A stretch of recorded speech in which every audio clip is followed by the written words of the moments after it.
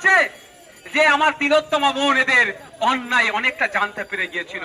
ওটি রুমের মধ্যে এদের মৎস্য হতো, ওটি রুমের মধ্যে এরা পিকনিক করত, সেইগুলো জানতে পেরে গিয়েছিল, এর বিরোধিতা করেছে বলে আজকে ওনাকে নাকি এ কথা এই পানিশমেন্ট হিসেবে তাকে এই ঘটনা তার সাথে ঘটানো। আমি আবারও বলছি, রেকর্ড হচ্ছে, যদি সিবিআই সঠিকভাবে তদন্ত করে, আজকে এই বিজয়গঞ্জ বাজারে বলে যাচ্ছি, আমার কথার সাথে মিলিয়ে নেবেন, যদি সিবিআই সত্যিকারের অর্থে দোষীদেরকে শাস্তি দিতে চাই, মিলিয়ে নেবেন। আমি বলে যাচ্ছি, যদি আমার নামে নোটিশ আছে আমি প্রস্তুত আছি, কারণ আমার মন আমাকে দেখা দিচ্ছে যেভাবে একটার পর একটা এভিডেন্স তারা ডিস্ট্রয় করেছে।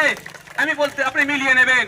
তার আগে বলে দিচ্ছি, আপনারা দেখেছেন কি সুপ্রিম কোর্টে নাকি আমাদের সিবিআই যারা মামলাটা দেখছে মাত্র 27 মিনিটের একটা ভিডিও ফুটেজ পুলিশের পক্ষ থেকে দিয়েছে, বাকি ভিডিও ফুটেজ কোথায় গেল?